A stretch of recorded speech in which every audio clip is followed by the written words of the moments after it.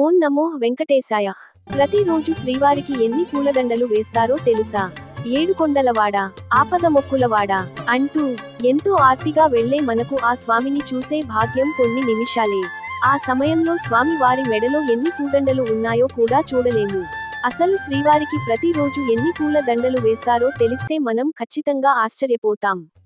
ఇప్పుడు ఆ ఏడుకొండలవాడికి ప్రతిరోజు వేసే దండల గురించి వివరంగా తెలుసుకుందాం. 1. శిఖామణి.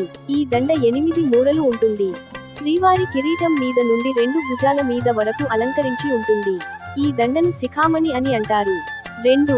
సాలిగ్రామాలు. ఇవి 2 దండలు. ఒక్కో దండ దాదాపుగా 4 మూరలు ఉంటాయి. ఈ దండలు శ్రీవారి భుజాల నుంచి ఇరువైపులా పాదాల వరకు వేలాడుతూ ఉన్న సాలిగ్రామాల మాలలకు అనుకోని వ్రేలాడతాయి. 3. కంఠసరి. 3 మూరలు ఉండే ఈ దండ మెడలో 2 పోర్వలుగా 2 భుజాల మీదికి అలంకరింపబడి ఉంటుంది. 4. వక్షస్థల లక్ష్మి.